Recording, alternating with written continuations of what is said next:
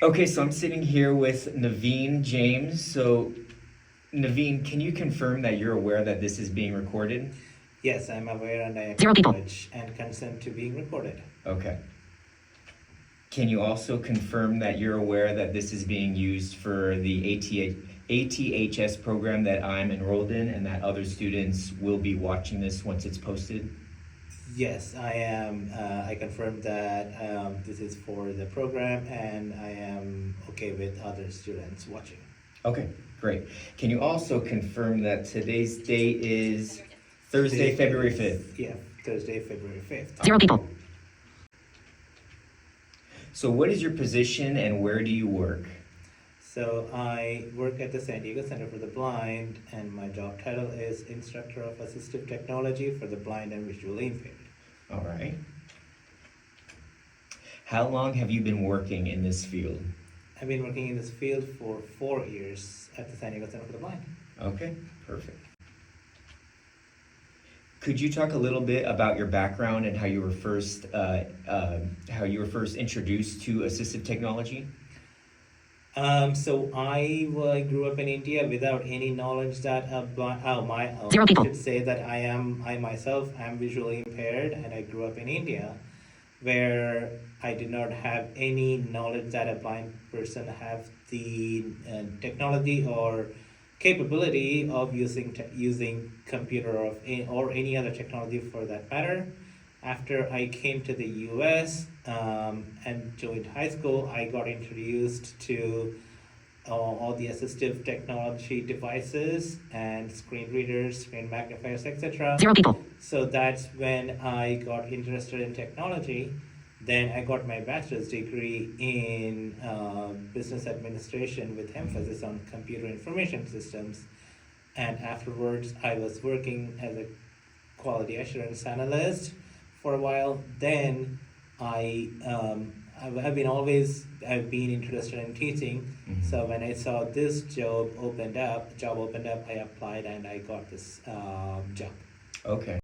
What made you decide to get into assistive technology? I know that you talked about you wanted to, you wanted to get into teaching. What made you decide to do that? So, like I said, in India, Zero people. There wasn't even a hint that a blind or a low vision person can, use any sort of technology, Mhm. right? So when I came here and I got the knowledge and the capability of using it. And I've always been a person who liked to try out things. Mhm. So then I thought, I cannot, since I'm here right now, I cannot go back to India Zero and people. introduce these, right, to them. Yeah. So I would always, I would love to share and help other people, learn technology, right? So as I was going through the training program, I went through an independent training program at the Colorado Center for the Blind. Mm. I found myself volunteering in the evenings and weekends to help other students, learn technology, Zero people. whether it be JAWS or Zoom Text or WindowWise at those, during those days. So um, so that's when I found that, hey, even if I couldn't go back to India to share this, I could always teach where I am currently. So that's how I got into this field. Gotcha. Okay. Could you? So you stated that you did the training at the Colorado Center for the Blind. Was it? Yes. I've heard of that before. Could you expand a little bit? Is that Zero people. like a 6-month program or something? That's or- correct. It Gotcha. Yeah, I've heard of it, but I don't know too much about it. Okay, I can. So basically, at the Colorado Center for the Blind, they go by the philosophy that with given training and abundant opportunity, equal opportunity, blind people can perform in society as well as their sighted peers, right? So, and the way they train is by using no sight, right? Just so you had to wear sleep shades or blindfold, right? Mhm. And you are basically what they do is they are training you that even on the they're training you on the belief that even if you lose your vision totally, you will be able to function rather than having to come back again for the training again, right? If you lose it. So I was 0 people. and the training involved everything from, technology to braille to cooking to organizational skills to wood shop, living skills, household management, etc. Everything and anything and everything in between. Money management, everything, right? Mhm. And how to advocacy, for blind people.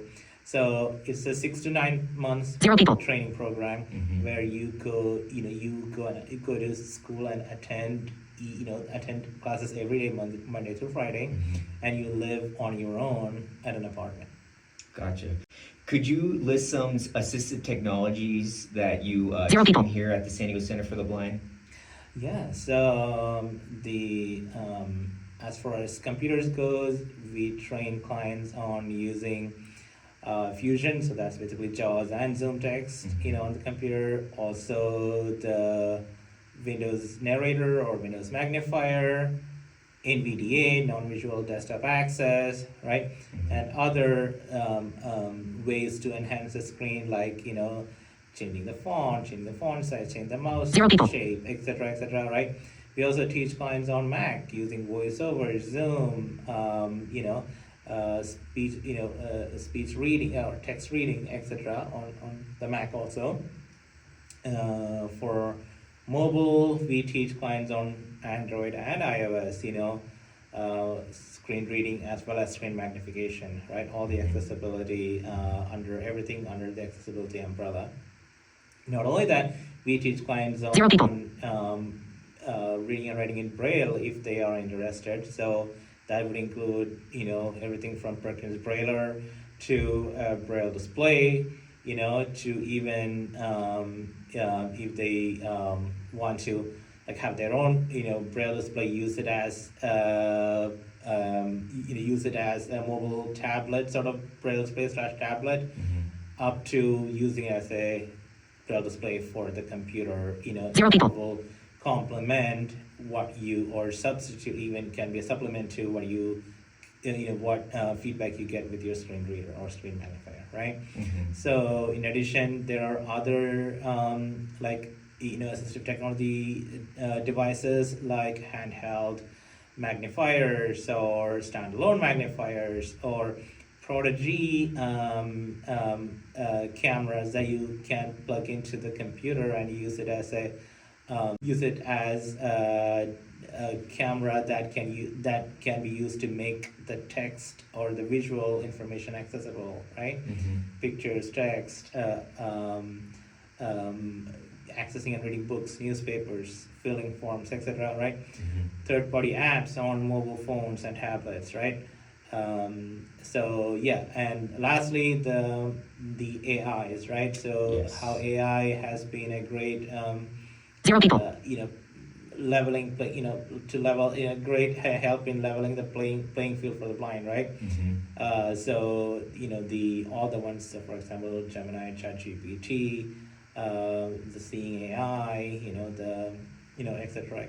So we here at the San Diego Center for the Blind are focused on a goal-oriented training. So for each client, based on what their needs and their capability, they will set a 0 goal, people. and we will train clients to meet whatever goal that they are interested in attaining.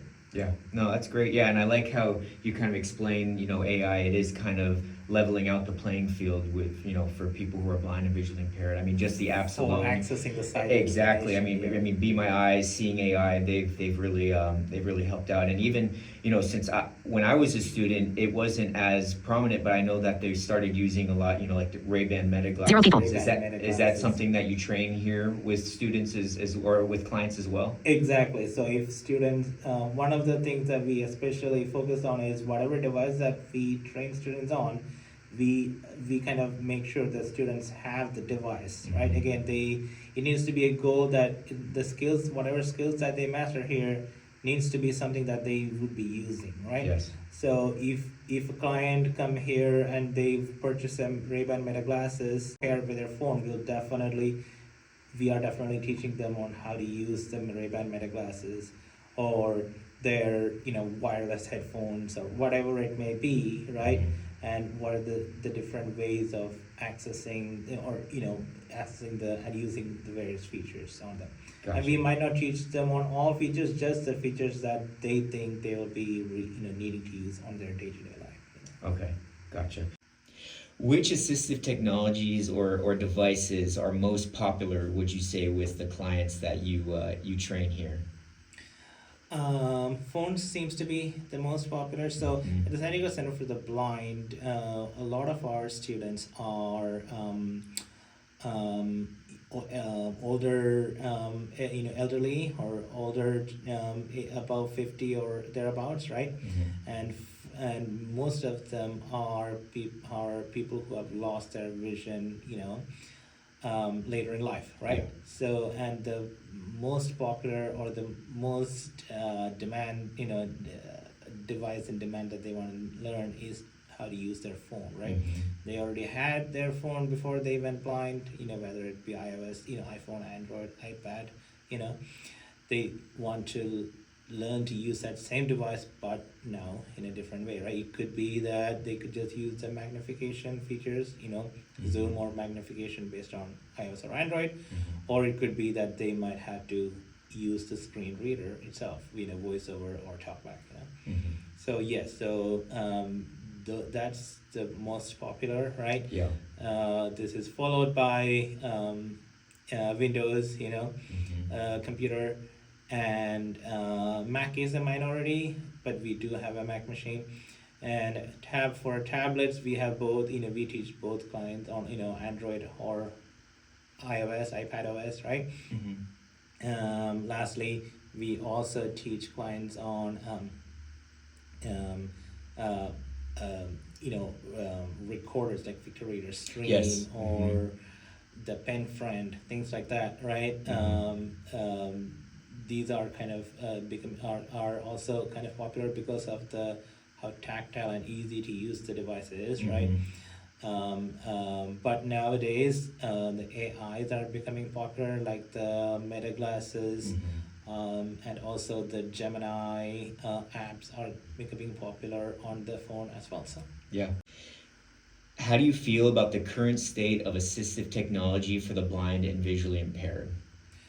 oh, it has come a long way since, in my own life. I mean, like I said, I wasn't even aware that I could use assistive technology, right? And Mhm. now, see, I am living in the midst of it, right? Mhm. So, and since the AI and how it can interpret everything in real time, right? Mhm.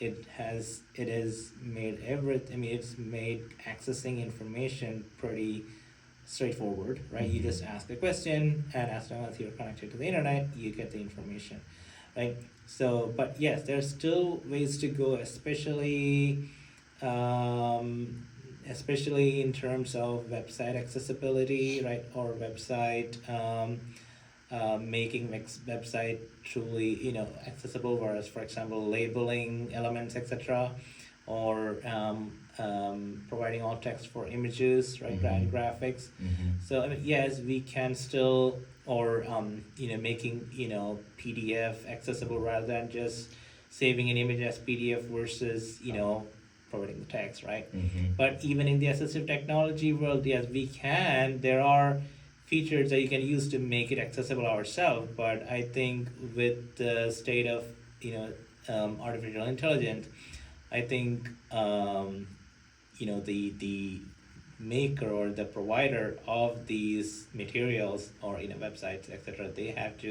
I think they can make this accessible pretty easily without much additional overhead or additional cost. Yeah, I agree. It's just about, kind of doing it at a certain point for a lot of Exactly. these websites. Right. But yeah, accessibility, especially with websites, I mean, it can be pretty challenging. Right, or documents and things Yes, like that. yeah.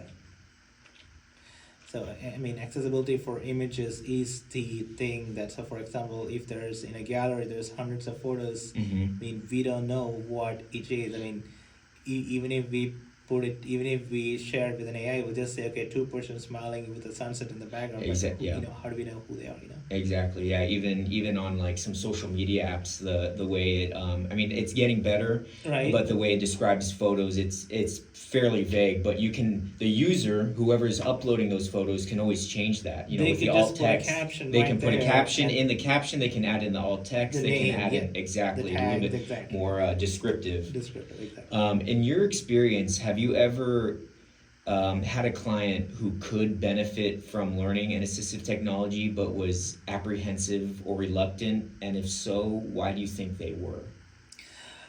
Good question. Yes, I definitely have students that they would express a need. Okay, I want to be able to do XYZ, right, on my phone.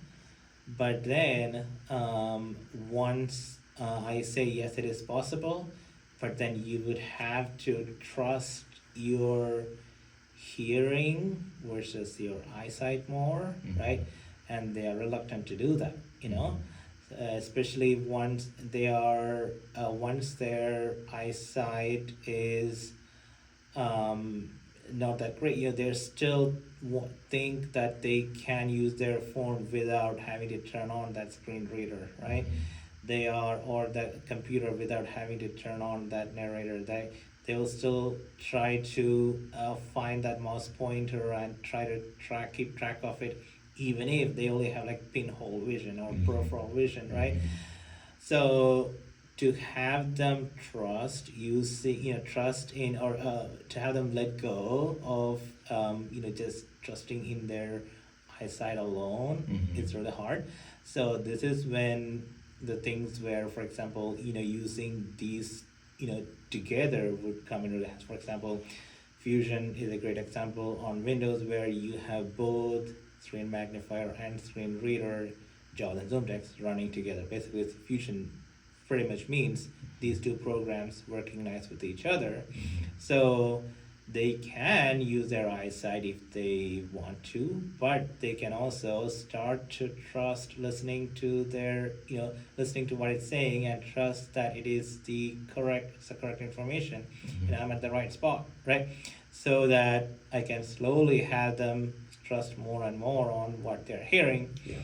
And if they are losing their vision, eventually once they don't have any usable vision, they will be willing and able to use the screen reader by itself, right? Yeah. So then we can slowly move them up to the goal what they have set, what they really want to do, right? So at first probably you would have to have them, sometimes I might even, perfect example, I will have them learn to type, right? And sometimes they would just look at the keyboard when I ask them to type a group of letters or words, right? So what I would do, I would just turn off the lights in the room. So That's smart. it's dark, so they cannot, right?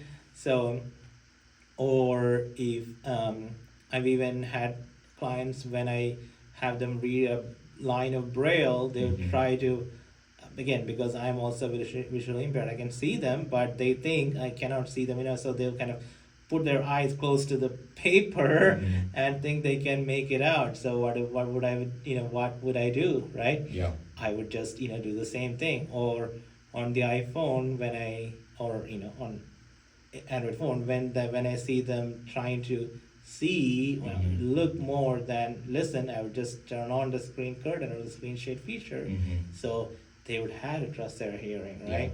Yeah. So these are, and I would also try to tell them, hey, think of what you would do if all of a sudden the lights went out at night, right? Yeah. Or if you are in the dark, what you would do, you would feel with your finger, listen with your ears. So think of, and that's exactly what we are trying to do here, right? Yeah. But you can always use your sight to complement what you're hearing, but don't exclusively, trust with that, because you need to kind of find an alternative way of doing exactly what you have been doing before, right? So, yes, I mean, in my case, I I lost my sight early in life. So I was fortunate enough that from kindergarten onward, I was learning Braille. Okay, So gotcha. that helped me a lot. So these days I'm expert at Braille. So yeah. Awesome. How do you stay up to date with new technologies in this field? Oh, so definitely keep an eye out on the news, right? Mhm. And definitely there are technology news mailing lists that are out there. For example, Access. There's like a Access Technology News and news like newsserve mailing lists that you can subscribe to, right? And obviously conferences like the ATIA conference, Mhm. the CSUN conference that's about to come up, and then there's one happens of SciTech Global that's happening virtually every December. Okay. And so there are these conferences that you can go to where you can meet up with a lot of exhibitors, right? Mhm.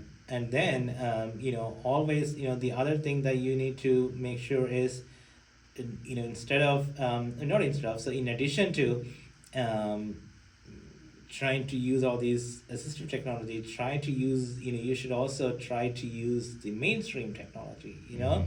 So not only should you keep up with all the assistive technology devices that are coming out every day, right? Mhm. But you should also we should also try to keep up with the mainstream devices and try to use them, right? So, for example, right now the new thing is the glasses, right? So Yes. the Meta glasses, now the Samsung's, Gear VR has come out, right? Now the Meta Quest. So, what accessibility features there are in there, and if there isn't any, advocate for it, right? Write to the companies, every company have an accessibility team, and they should have like a accessibility at Microsoft.com, accessibility at whatever it is, right? Mhm. Send them an email, hey, So and that way you are advocating for it, right? And if you can get onto their tester list, right? If you can find to become an accessibility tester for a company, feel free to do that. We should do that, right? Mhm. So that we are not only keeping up with accessibility, but assistive technology. Yeah. No, we are also keeping up with the mainstream technology, because our ultimate goal should be not coming up with with assistive technological separate devices, but having the mainstream devices itself have Mhm. accessibility features that anybody and everybody can use it. Gotcha. Use. No, that makes total sense. Um, where do you see the world of, and this kind of, I guess, goes into this, your last response, but where do you see the world of assistive technology specifically for the blind and visually impaired in the next 10 years and beyond? I believe whatever. Yeah, I mean it's nice to have a goal of having all the companies, technology companies, having integrate and incorporate accessibility into their development process. But in the real world, that's not going to happen, right? Mhm. I mean, so assistive technology will still be there, right? But it will, excuse me, it will evolve, right? Yeah. So for now, we can definitely see that AI is everybody's jumping on the AI bandwagon. That's the Mhm. name of the game. So even in the new screen readers, like for example JAWS, right, or Fusion, they have AIs interpreting a website, right? So as soon as the website is loaded, you have a feature where the AI there's an AI feature where it would interpret and tell you, okay, what are the main headings on this page, how is this page laid out, what are some of the keyboard shortcuts that you can use on this page to access the information that you're looking for, right? And you can ask a question about that page, and give and get specific answers. So AI is starting to be built into the assistive technology devices, right? I Mhm. mean, devices as well as software, right? So eventually, you said 10 years, right? Mhm. So I think this will be, this will proliferate for sure, right?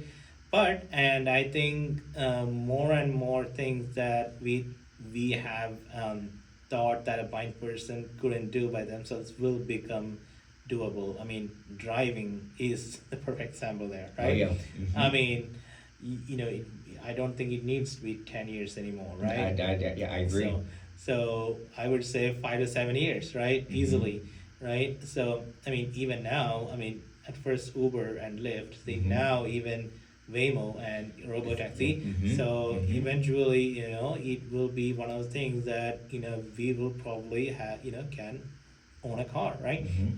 So, and just like that, um, the other thing I can see happening earlier that I is a solution to what I mentioned earlier is that inaccessible elements, whether it be on a website, in a document, etc. It could be just that there might be AIs who would go about and just make it accessible by themselves, right? Mhm. AI agents, right? So that way we could have a solution that could happen on its own, right? Yeah. So that I can see something, so that would make a lot of these inaccessible elements or inaccessible documents pretty accessible for the blind. Yeah. The other thing that I've seen is so for what you mentioned earlier, Daniel, so as soon as somebody loses their vision, I mean, Mhm. they still, yes, they can come to training at at any of these school for the blind or hire somebody to train them, but until then, they still have to use the phone these days or use their assistive technology until Mhm. you get the train. So how would you do it, right? Mhm. So this is when AI would come in really easy, really useful, right? Yes. Mhm. So just ask, in the meantime, just ask AI to do X, Y, Z. So at least they could do the most common things, right? Yeah. Whether it be hailing a taxi or Mhm. ordering food, whatever it may be, right? Mhm. So I mean, even now you can you know um, use the service called search, where you could call a phone number Mhm. and then just talk and conduct shopping by just talking to an AI. You could do that right now. So I think that will become more and more popular. I think it is definitely, future is definitely looking more and more brighter, I Yeah. guess, Yeah. I agree. right? I agree. But still, we would still have to advocate and be on our toes to educate, as well as help our peers who are not as technologically savvy as we are. Yeah. Yeah. No, that's great. So I got one more question, Naveen. Do you have any words of wisdom for people who are entering, this world as a professional, the assistive technology world? Oh yeah, my main advice is patience, having a lot of patience, right? Mhm. So it even if it is it's technology that you think you know how to do it, or you know how to use it, teaching is entirely different, right? So knowing how to use a technology and imparting that knowledge or teaching that same skills to another person is two separate skill to have, right? So, and having patience is key. Even I am still trying to be more patient with Mhm. my student, and you know and always the way that you might grasp skill might not be the way that somebody else would. Yeah. So if you teach somebody on how to navigate a document, Mhm. right? The text navigation and reading commands. If you teach them the way that you learn, they might not learn that, so you might have to improvise and try it a different way, Yeah. right? Mhm. So, and always think out of the box, right? Don't just follow what the company just said, right? Think how they can make whatever technology that you're using better, or what more they can innovate in, right? Yeah. So we should always have the what if and how can you make yourself more better, right? Yeah. And advocate, so that again our goal is not to just criticize just for the sake of criticizing, but Mhm. for the sake of making things more and more better, right? Yeah. So three things: patience, Mhm. and always looking for thinking outside of out of our box, and then Mhm. speaking up, and advocating for our and our clients' needs Yeah. to the company, to the company themselves. Awesome. Well, I really appreciate it, Naveen. That was an awesome interview. I really appreciate your time. So thank you. Oh, you're very welcome. Thank you for giving me the opportunity to share, and I hope you got out of it something. Oh, 100%, definitely. That was great. That was fantastic. And I look forward to the for any more help that you would need. You can Yep. feel free to come and ask. Awesome.